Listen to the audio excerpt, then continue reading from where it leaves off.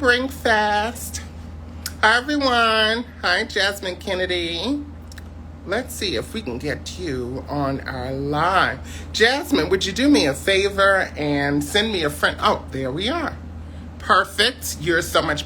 Good to see you all. Thank you all. Come on in the room, as they say, for the HRC Trans Talk tonight. My name is Tori Cooper. Looking forward to. Hi, James. How are you? Oh my goodness! Oh, good to meet you. Likewise, we are waiting for Miss Monroe Elise and also for the fabulous Cornbread, and then we're going to get right started. You look absolutely amazing. Oh, thank you, babes. I'm so excited to be here. I just found a little glam for y'all. Quick, I was traveling today and I have my day off, so I was like, let me get a little beat on. Let me go curl in the hair with the Dyson Airwrap and call it a day. Well, we appreciate a little, a little something is always good for the show. How are you doing, though? You doing good? I am well. I have no complaints at all. I shouldn't say this because HR is probably on here, but I am actually working at the beach in Florida. Work. I know. How are you, though? People don't want to hear about me. They want to hear about you. Hi. How are you? Nice to meet you, love. Likewise. It's a pleasure to meet you, too. Hi, Tori, sis. Hey, beautiful. How are you, sis? I'm doing well. You ladies are looking beautiful. So are your breasts. Well, yes. Thank so you. We are waiting for Miss Cornbread to join us, and then we're going to get started. Monroe. Yes. Hi, Jen. Where are you tonight? I'm in D.C. Wonderful. And where are you tonight, Miss Jasmine? I'm in Dallas, Texas right now. Oh, wonderful. Well, Bigger. we're excited to have you all with the Human Rights Campaign. Thank you for having me. Yes, of course. So we're waiting for just thank you so much, Coco Bunny. We're waiting for just a few more folks to join, and then we are going to get started. I am in Florida, but I'm repping Atlanta today, Atlanta, Georgia. Absolutely. Well, you look amazing. Girl, I put this on in like 3 minutes. Yeah. How will they know? How long did it take you to get ready tonight, Jasmine? Like 20 minutes, and then the hair took like another 20. It was like a quick beat, trade coming over. I got you. Yeah, yes, Atlanta. Atlanta, shawty, all that. Yes. And Miss Monroe, wow. What is the wow about? Okay. You look amazing. I'm giving old fish tonight. Thank you. Please, never, ever, not a day. Thank you so much. Listen, I ran home and rolled around in the makeup just for you all. Well, we appreciate it. So while we're waiting for Miss Cornbread to start, why don't we get started, ladies? Okay, awesome. All right. So welcome to the Human Rights Campaign. My name is Tori Cooper, and I'm the Director of Community Engagement for the Transgender Justice Initiative. And we are here to just talk. We do a monthly podcast, webinar, whatever you call it, Instagram Live. Sometimes we do it on Facebook because I'm old. But we do a series called Trans Talks, where we have different folks who represent different parts of the transgender and non-binary communities, just to come on and talk about issues that are important to all of us.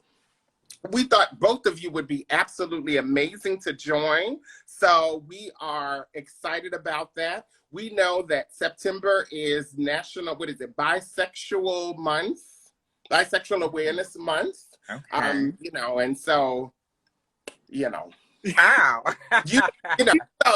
But that's enough about me. So why don't we first, Miss Jasmine, tell the folks who you are and a little bit about yourself and how you came to be. And then Miss Monroe, we're going to hear from you also. Well, my name is Jasmine Kennedy. You may have seen me on a little TV show called RuPaul's Drag Race season 14. But a little bit about myself, other than the show and all that, I do identify as a trans woman. If you saw my coming out in the show, that did happen and played a very big aspect into my life, But with that, ever since coming out and things like that, I've slowly gotten to start the process of my own transition and where, I wanted to see it go. And it's been a really great experience through this whole time, getting to find myself more and more each day, as well as, getting to show everybody where I'm at in my transition, which is a really good feeling and an uplifting feeling in today's society, to get to, you know, come on a platform, show yourself and be yourself, and then get respect and, you know, supported for it. So yeah, that's me, y'all. Well, we appreciate that.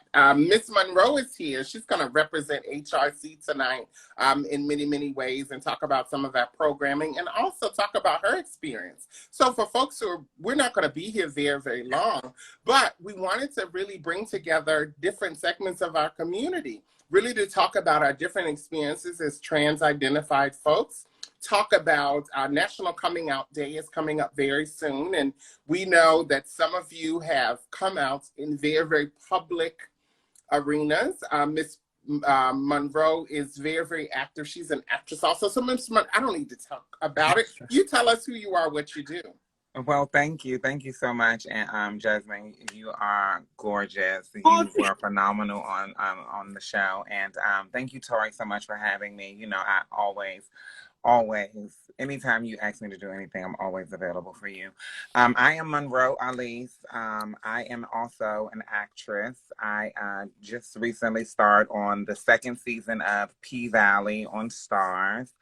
And I'm really, really excited about that. I see some of my sisters and my cast members in the chat, so I'm really excited about that. I'm also an activist and advocate in the community, a spiritual advisor, and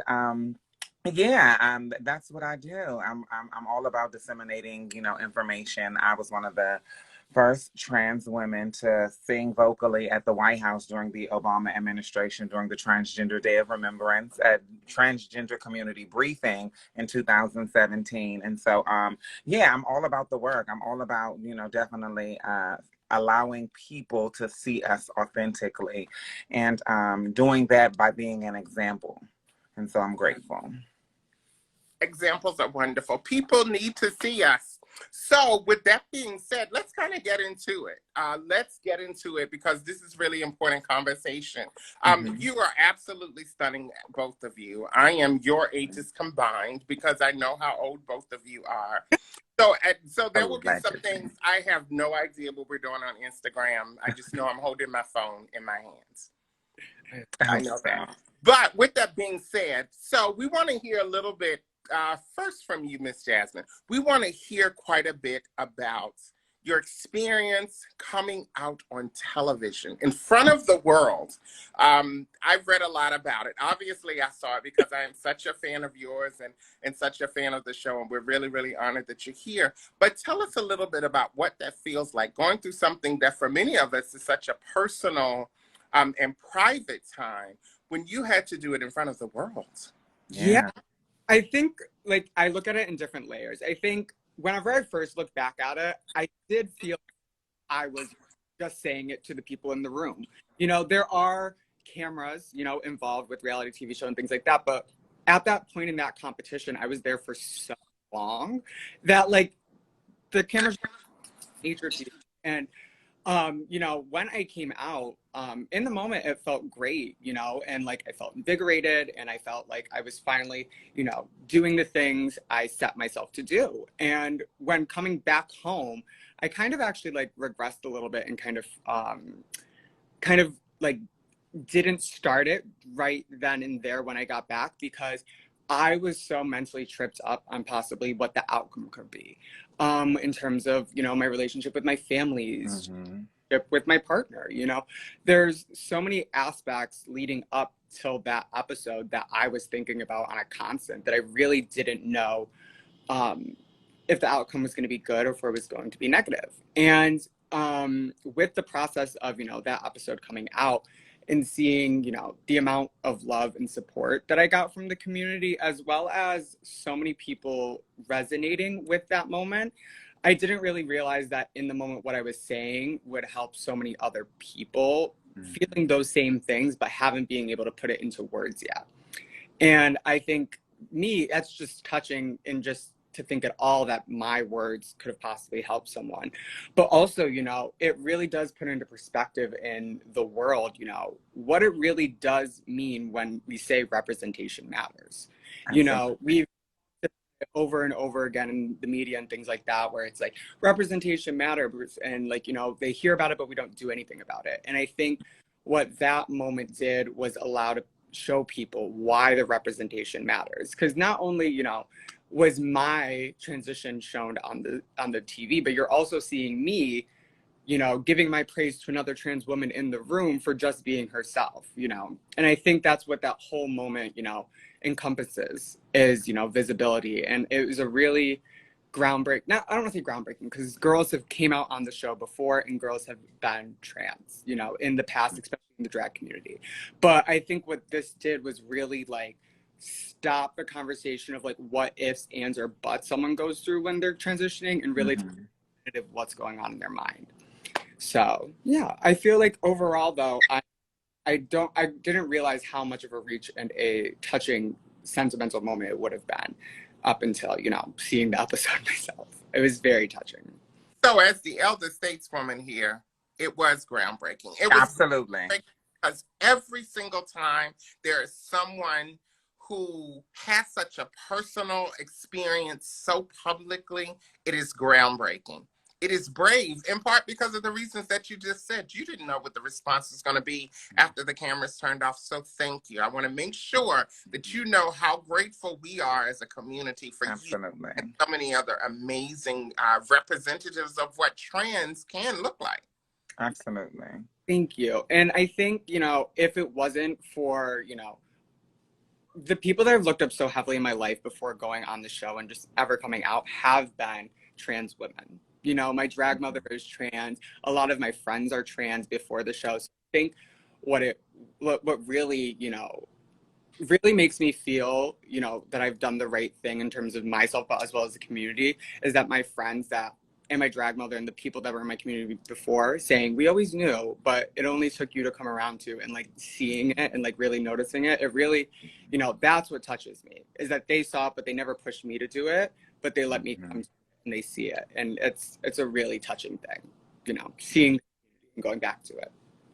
Thank you. And what I heard was people who loved you before still love you. Absolutely. Yeah. Right now, I'm very, very lucky, you know. My dad and my mom and everyone has been super supportive. My partner, you know, has stayed with me through my transition. It's been a very, you know, touching, and, you know, not every trans male or female or non-binary identifying person really can say that they have support from their family. And I count my stars, and, you know, I pray every night that I still get to, you know, keep that, because, you know, it's really hard to go through a transition without support. You know, if I didn't have my partner, it would be a chop. It would have been a chop for me with that. Like, he really, you know, he gets me and understands what I'm going through and is able to cope with that, because he saw me before the transition and he saw me after the transition. So he knows how to, you know, help me get through it. So yeah. Oh, would you like to give your partner a shout out? Oh yeah, shout out Michael Burns or Anthony Michael Wiggs on Instagram. But yeah, he's out here. He's actually right now in Vegas with the kitties. I love you and I miss you, babe, if you're watching. Oh, appreciate you too, but you make sure to check his inboxes, because some of these baby, you already know I have all of that. All right.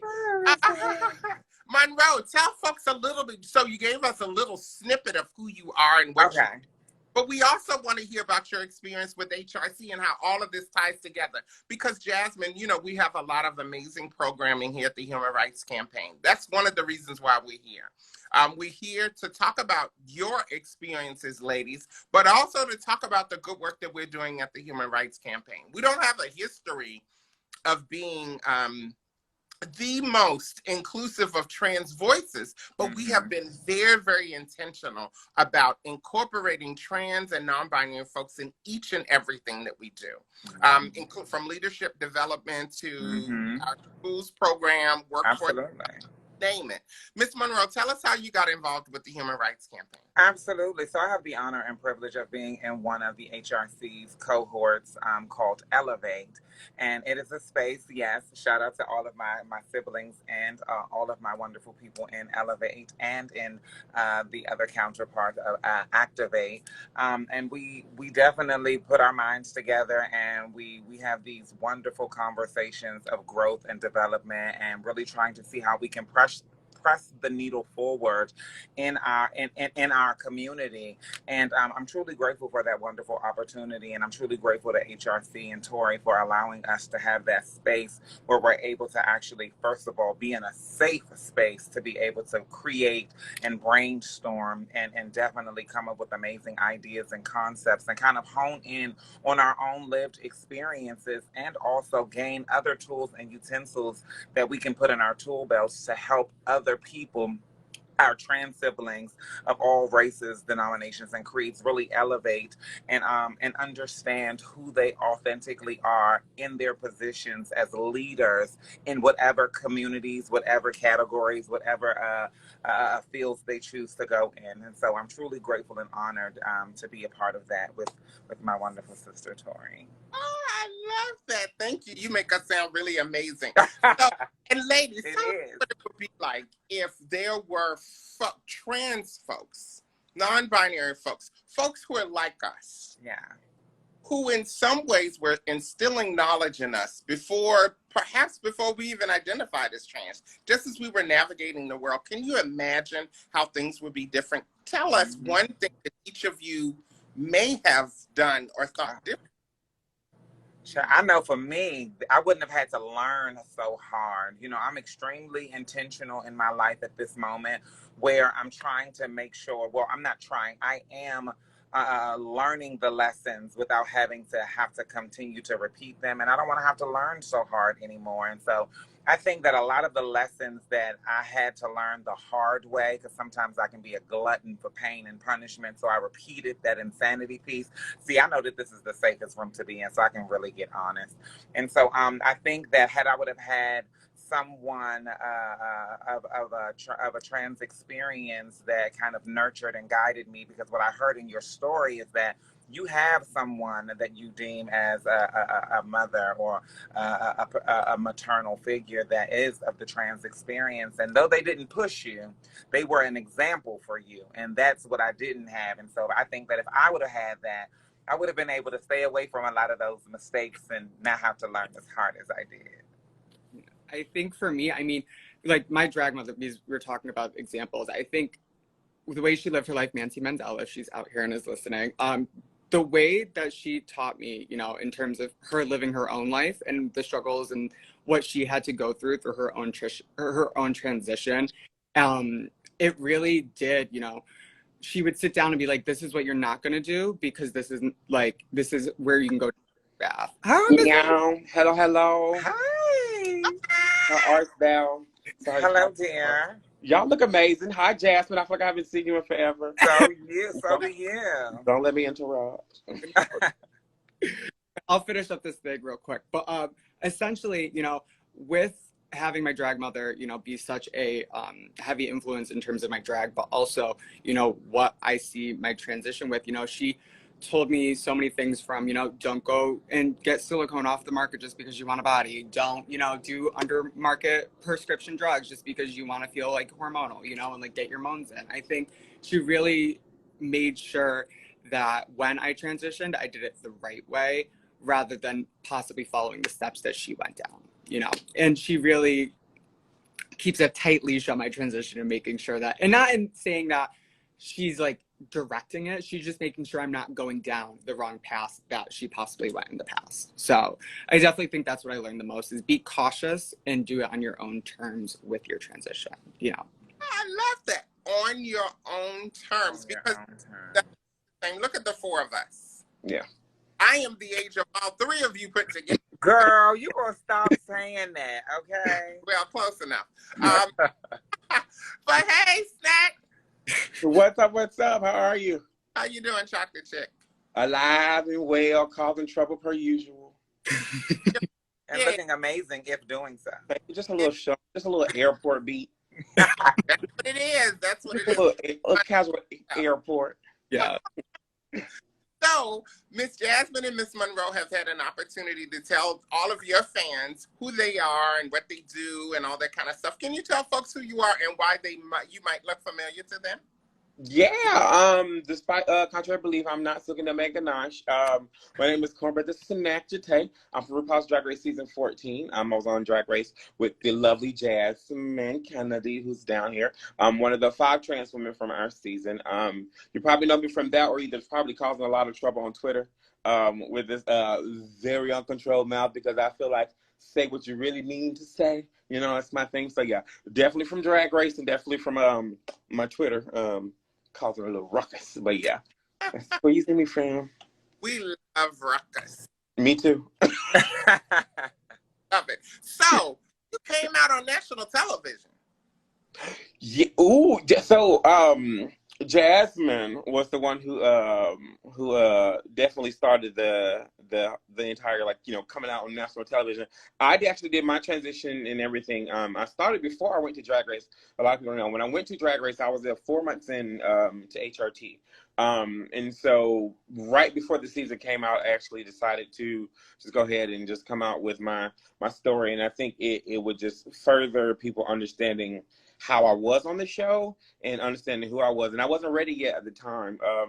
I always joke about this. Bosco, one of our sisters from the show, on the first day we were there in the mirror getting ready for like our first like talent show, whatever. Bosco goes to me and she says, she's like, all right, just like, sorry, there we go. So she was like, just try to make sure everything's correct. I want to get everybody's pronouns and everything correct, right? And so Bosco goes to me and asks me, and then I'm like, oh, X, Y, and Z, X, Y, and Z. And I guess my microphone was acting up. And so producers go, we didn't catch that. Can you repeat it? And I'm like, yes. Here you go. I wasn't ready to talk to everybody about it because I didn't talk to like family and like close friends, and I wasn't in the space to have that conversation yet. Obviously it was a comfortable place, but I just wasn't ready for me personally. So once we finished filming and I realized a lot of things, I was like, okay, you know what? Now's the perfect time to do it. So yeah, it came out right before our season aired. So Jasmine had a lot of the pressure and the boldness to do it on national television. I was definitely a little bit before the episode. Yeah, just Well, thank you for sharing it. You know, there are several things that I've gleaned from what all of us have gleaned from everything that you all are saying. And one of the things that's so important, and I don't think we've heard you talk about your coming out story, Miss Monroe, is that many of us, you have stressed that it happened at the time when you were ready. Mm-hmm. And not when other people were ready for you. Because Miss Cornbread, I saw you with the bald head, and I was like, oh, look at her. She is a old man, honey. Feeling my fantasy too. Right. You know, real hair don't care. But you know, all of that. So we saw it. We saw it, Miss Jasmine. We saw it in all of you, in so many of you. But when you were ready, you were ready. And that's one of the things that we really, really want folks to take out of this conversation. Miss Monroe, have you met him? Have all of us met in real life yet? I've met Jasmine in real life, of course. Well, we'll make sure that it happens. Our boss is listening in too, so we're going to make sure that we get some plane tickets for everybody. Probably first class, because you all are World of Wonder stars now. But we'll make sure that we all get a chance to meet, because I'm vaccinated against everything. Monkeypox. Me too. Let's do it. You name it. So, Miss Monroe, tell folks a little bit about your coming out story, and then we really want to talk to bring it back to the ladies. Oh, absolutely. So for me, it was definitely not on national TV. You know, I commend both of you for such a brave thing, and I know that it was freeing for a lot of people that were watching, and that is nothing to be minimized, Jasmine. That is monumental. And so for me, you know, I always had the fear of being put out and, you know, on the streets. I was still living with my parents at the time, and I was still pursuing the entertainment industry, and nothing had hit, so I was still living with them. And I was identifying as a gay male at the time, and then I was extremely flamboyant, but I was kind of not this, right? And I had landed an audition to play a woman of the trans experience. And so I had waited till my dad left, and I went to my mom and said, Mom, I need a role that I have to audition. She was on the phone, so she just pointed to a pile of her clothes, and I went over there and I got a jean skirt and cheap seats, honey. And as I was walking down the steps to go out the door, my dad came in, and I immediately was like, this is for a role. We're going to make lots of money. Don't even worry about it. I promise, right? And he kind of looked at, like, shook his head and was like, oh, my God. And I never took the clothes off. I never took the clothes off. And I went and I made that the excuse. Me and my homegirl who's here in the chat, me and her, she took me to the store, Ashley Stewart at the time, and we bought a whole bunch of clothes, you know, because I too am a lush and plush girl. Shout out to Nanika and my homegirl Tony for that saying. But yeah, and I bought the clothes, and at that time what I didn't know was that I was, you know, gender non-conforming. I was kind of in the middle. And that just led into me one day saying, I am Monroe Alisa, and my pronouns are she, her, and hers. And people was like, finally, you made a decision, child. Listen. And so that was that. That was that. That was that. We talked background before we came on live. They said, well, we want to hear some about your coming out story. Absolutely, because you know I was sure going to ask you. I was going to say, you don't get away scot-free like that, Miss Girl. Let me clear. Mine is boring. It's boring. When I first went to college, I'll give you a little snippet of it. When I first went to college, my first weekend away from home, I got my I got my ears pierced. For me, that was a big deal. And then when I visited my family, I remember the conversation was about my ears having both ears, because this was like at that time. it was a long time ago. Mm-hmm. Yes, right. One was gay and one was straight, and I had both. So what does that say? You remember that, Miss Cornbread? When folks used to say that? And I got the wrong earring all the time. Couldn't I tell the difference? Yeah. But for me, it was small things. And that, again, is what we want folks to take away from that. It doesn't have to be these grand gestures. For some folks, it's just as simple as asking their pronouns. We got that from today's conversation. For others, it might be a coming out on national television. And then for others, it might just be wearing clothes that you feel more comfortable in, or getting your ears pierced. Yeah. So National Coming Out Day is coming up very, very soon. And so we want folks to hear these stories from folks who they know and love. They don't know me. They know you. Oh, no. They know you, Miss Girl. They know you. Yeah. They know you. With that being said, so we don't have a lot of time left. We have maybe you are going to stay around for about 15 more minutes? Yeah, I kick you with you and just live like anything. Well, we can stay longer than that. I'm on the clock. But with that, so, all right. So I want everybody to, before we get to the point that we start wrapping up, I would like each of us to share one person that has the name of one person who's provided us some type of support that may be post-transition, but someone who has encouraged you in some way that really, really speaks to who you are as a person. So I think I can. And they have to be trans. No, they don't have, because trans people aren't the only people who provide support. No, I thought that's what you said in your question. Oh, well, then it's easy for me. It's definitely my mom. My mom has, as I thought about it the other day and I got so emotional, my mom has been my number one supporter, like through it all, like even never once misgendered me. I mean, and we are like the same person. It's so sickening. And we've cussed each other out, and she's never, not once. And when I finally made the decision, oh, this is my daughter. Everybody, I want y'all to know, if you got a problem with it, come see about me. Like immediately. And so it would have to be her, hands down. Thank you. And I think for me, and I say this in I've told this story before, and a lot of people always give me like such a strange look until they understand what I'm saying from it. But I would say my dad named himself Tevin. I always say this in the sense of, as a kid growing up, not even knowing what transitioning was or who I was at the moment, I always give kudos to Tevin because I endured a lot as a kid. And I think Tevin literally is my bodyguard, or was my bodyguard, to protect Demoria to be like who I am today. So I literally always give thanks to the person that I was before who I am today, or the person that was protecting who I am today, in the sense of we deal with a lot of things, and there's sometimes we have no one to turn to. And at that moment in time, I used to turn to myself and like find the strength to deal with it. And I think a huge part of me would not be who I am today had it not been for that kid who was like a shield and a protection to let me evolve into who Demoria is today. So honestly, I would say my dead name self is probably one of the strongest people who helped push through my transition to be who I am today, like genuinely. Woo. Thank you. That was beautiful. I think for me, I'm gonna have to like circle back to my drag mother and my partner. I really do mean it when, you know, my partner has done, you know, before going to the show, I said, hey, I think I'm non-binary. Going to the show, back saying, hey, I actually came out on the show as trans. To, you know, going through this whole thing on national TV, but also still being with me and not letting any of that change our relationship. And I think what's been a great process through, you know, my transition is my boyfriend as well has gotten to find himself, you know.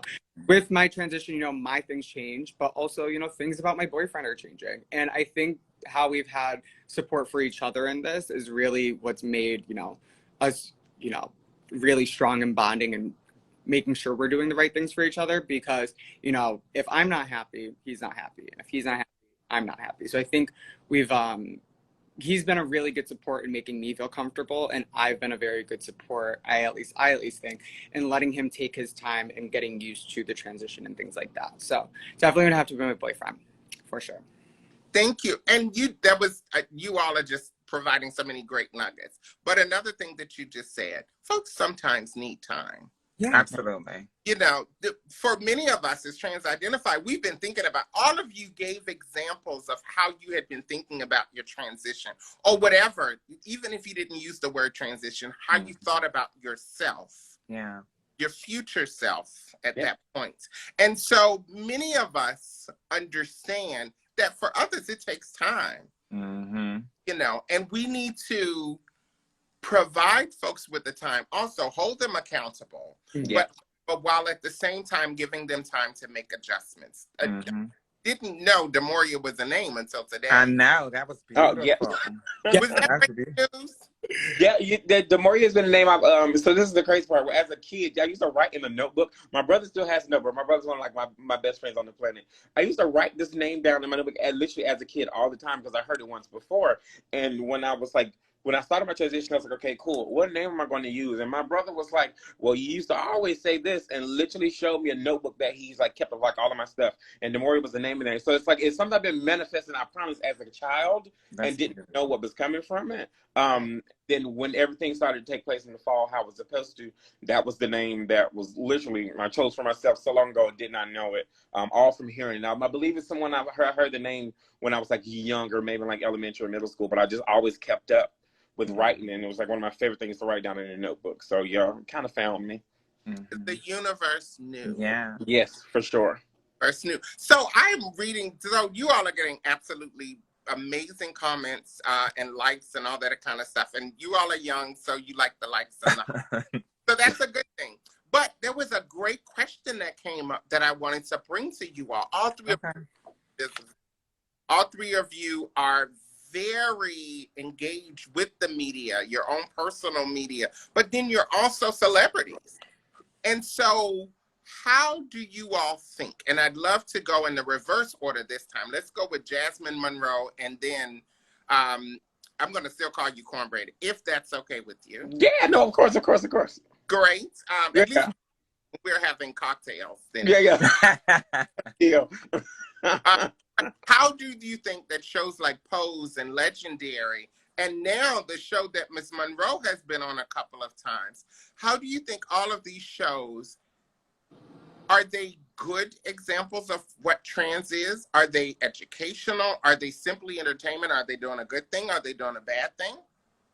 I think specifically, I think it's right now with Pose and, you know, Veneno, as well as the one that you mentioned beforehand that you're on right now. These are all, you know, predominantly cast of trans women or trans women of color, and and you have actual, these actors have, or actresses have actual knowledge as to what they're portraying. And I think right now, I mean, I remember Pose changed my entire 360 of what I thought ballroom was until, what actually was. And then further doing my research and figuring out the in-depth of what, ballroom is. And, with Veneno, I mean, I remember watching Veneno in COVID and just being like, oh my God, like I learned so much just from, even it was a biography of her, a docu-biography. You could still sense, her intent in meeting with it, even though it was an actor. And I think right now what is great with all of these coming out is that we're getting to see stories told in different lights.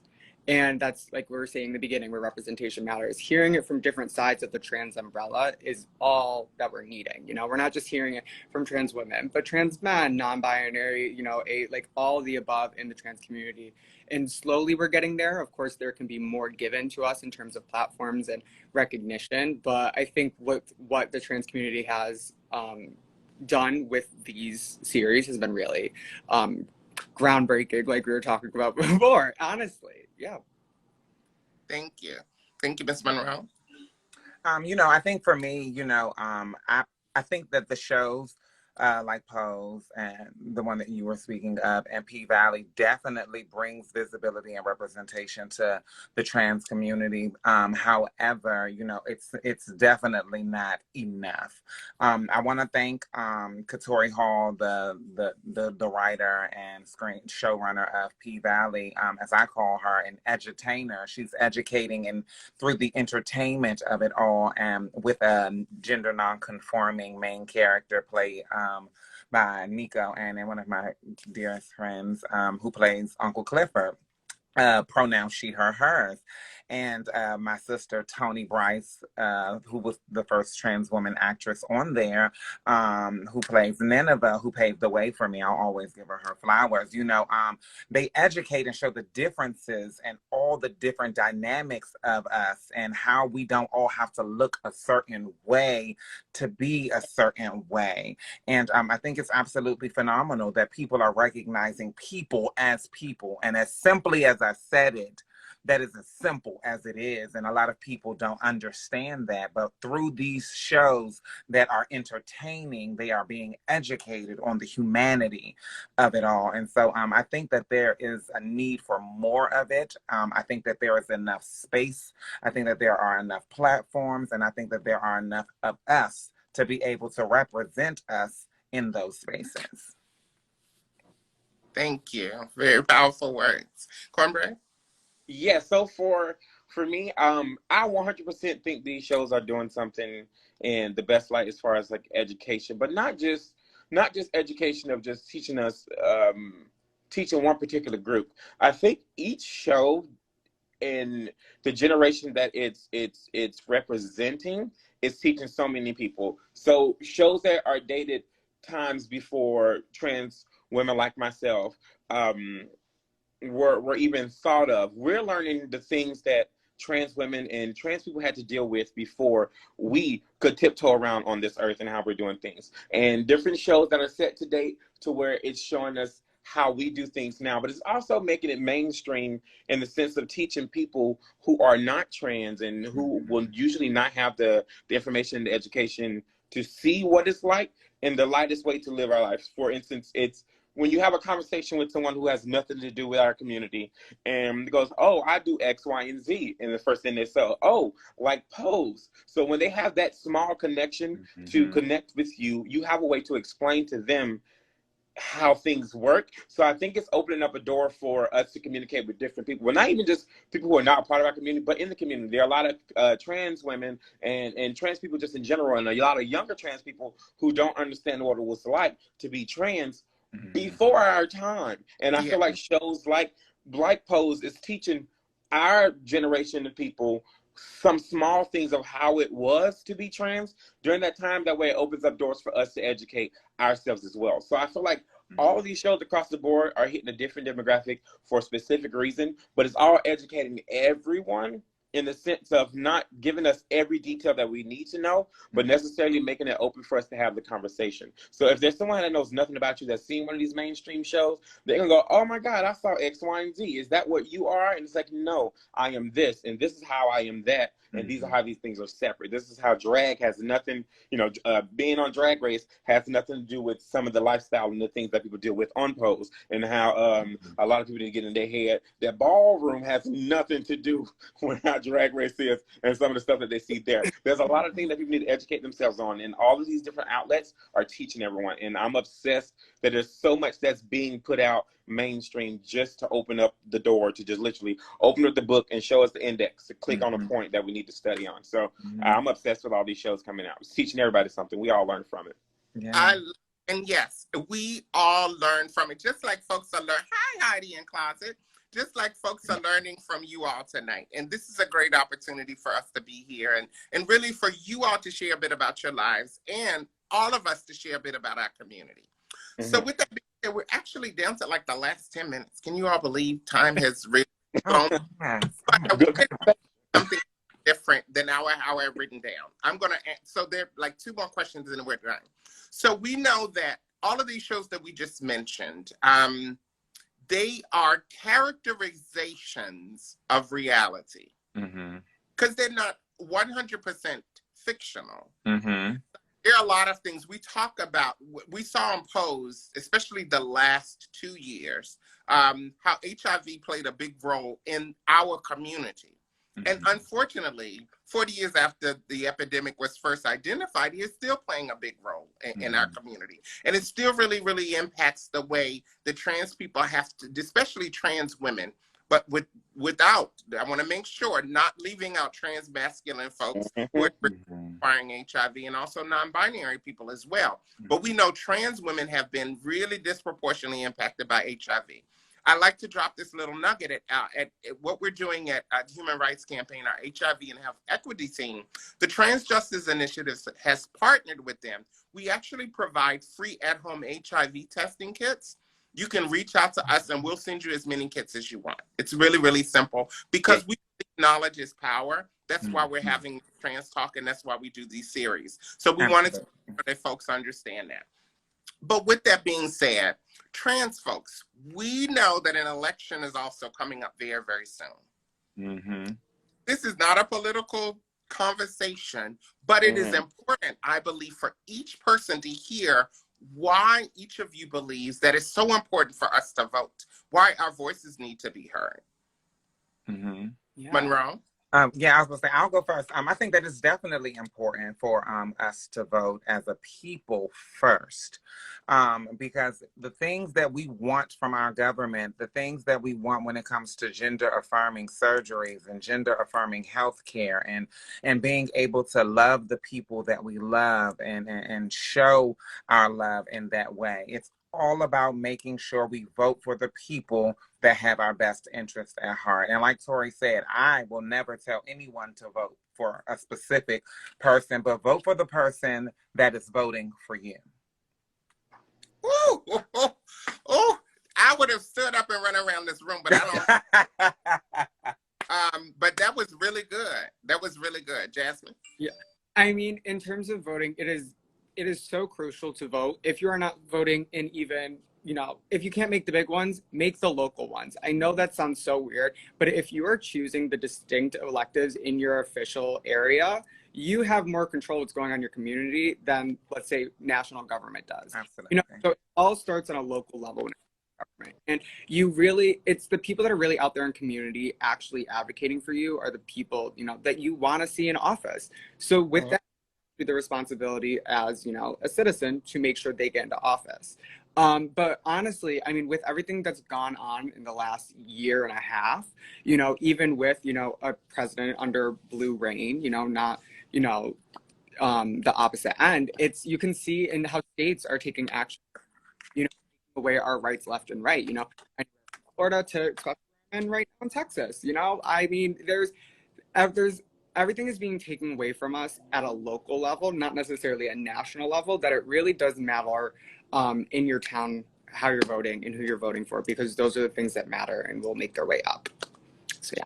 Yes, thank you for reminding people to vote for in local races. So very, Cornbread. I'll say this in the sense is they covered a lot of things. So I'll just add to it in saying I hear a lot of conversations of oh, my one vote wouldn't matter, or I'm just like one person, blah blah blah blah blah, which is all BS. I'll say it in this way.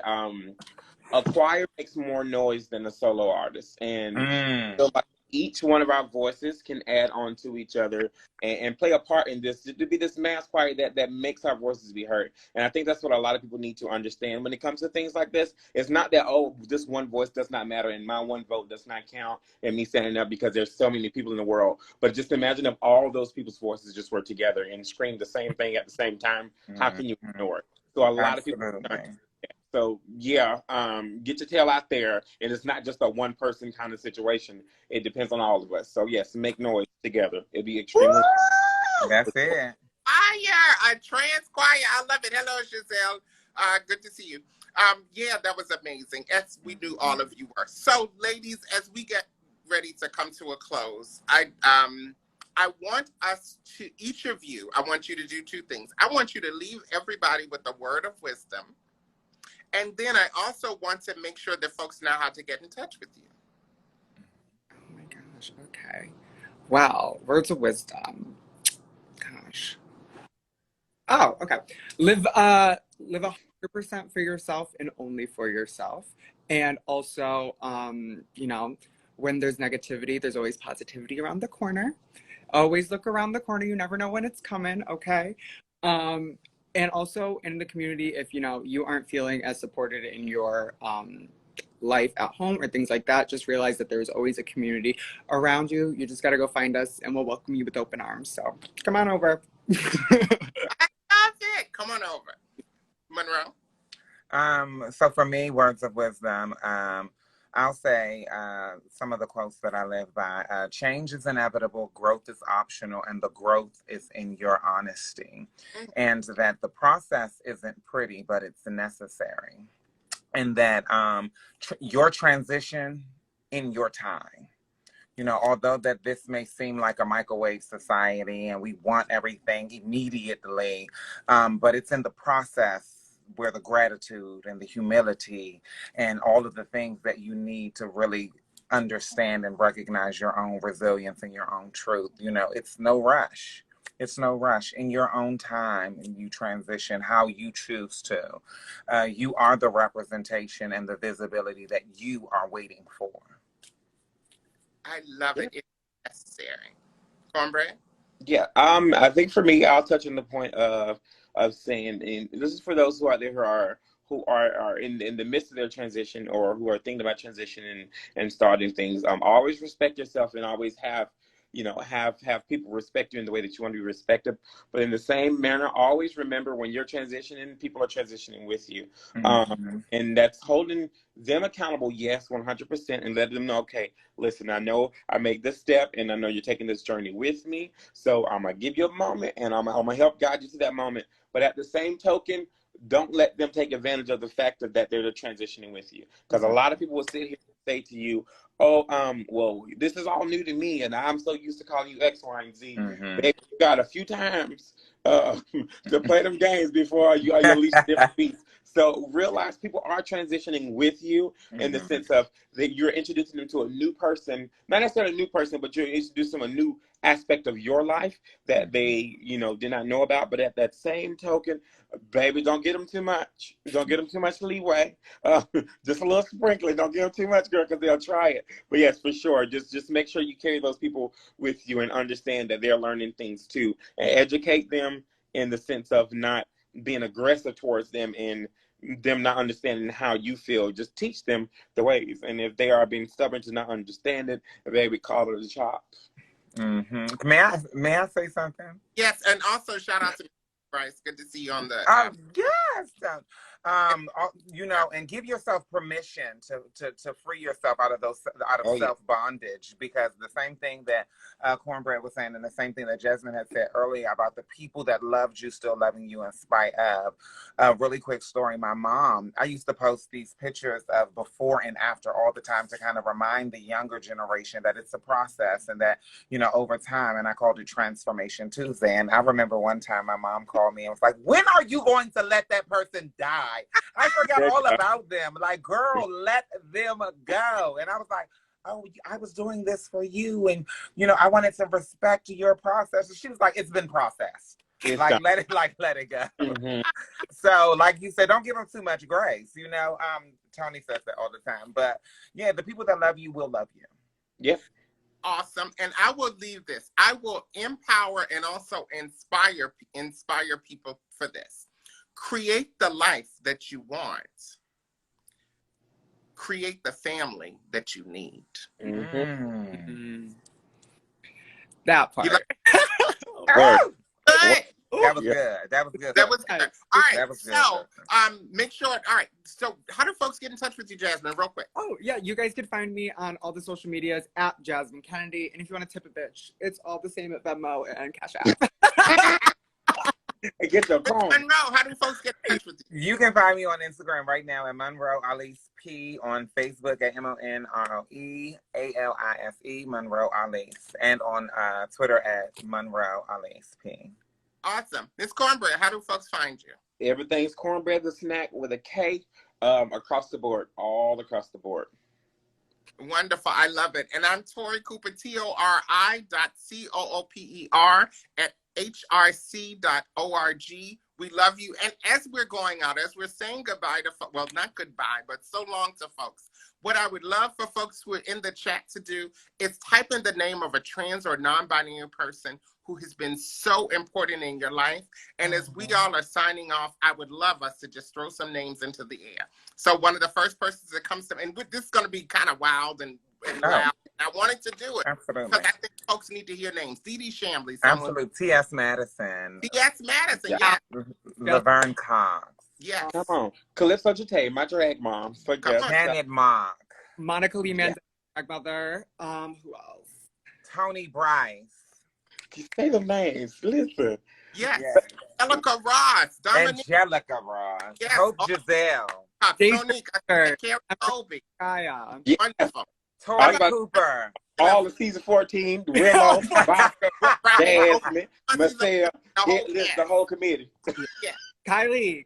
Riley Knox. Listen, hello. All the girls. Kyla Broaddus. Sylvia Rivera. Sylvia Rivera. Martha Yeah. Johnson. Giselle, Barbie Royale, Chantel DeMarco, Mimi Marks, Mocha Yes. Yeah. Pepper. We're missing a couple. I gotta think of all the I couples. mean, I'm missing more of this couple. Yes. Yes. So Savannah Wanza. so much. Yes. It's- Taylor Chandler. Oh my God, so many people here. So many amazing people in Washington, D.C. Erlene Budd, Tony Collins. Yes. I mean, so many, and these are Lorraine Giselle, of course, MJ Rodriguez, Dominique Jackson. Listen, Yes. that one. There we go. Shout out to my girl Zakia Jamassier in Richmond, Virginia, who is doing Yes. the Nations Foundation. Yes, Nicole Sky. I mean, so many people, so many wonderful people. A little fun fact for y'all. Did y'all know a trans woman was actually the woman that did the makeup for Whitney Houston when she went in the grave? No. Yes, and her name is Empress Vizcaya. She actually just competed in Miss Continental and Yes. they embalmed and did the makeup for Whitney. She was in Continental. Yeah, she just did Continental she did Elite with Lady Marissa and a bunch of the girls. Yeah, but yeah. So yeah, it was a trans girl who embalmed Whitney. Look at that. Painting mugs. Listen. Awesome. Are you alive or dead? Yeah. Yeah. Well, thank you all again so much. This has been amazing. Shout out to all our trans masculine folks. We're going to have conversations that are just with you and about you.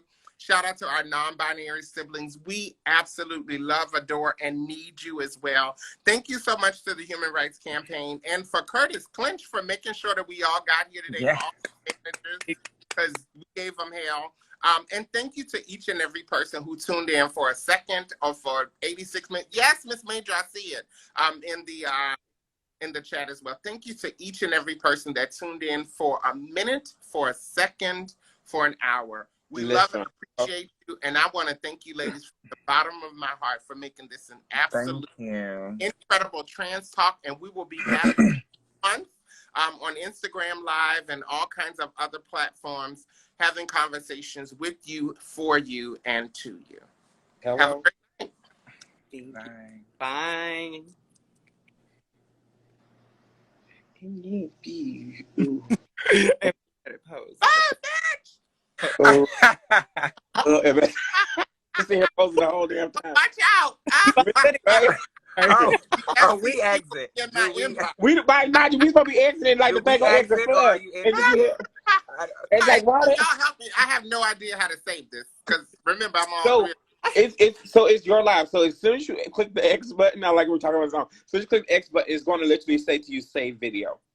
So we about to back up out of here, and once we back up out of here, it's going to pop up on your thing because you started the live. Yeah, Perfect. and it's going to ask you to share it. Do you want to share it? So you're going to have to save it and share it if you want it to go onto the actual site. Yeah.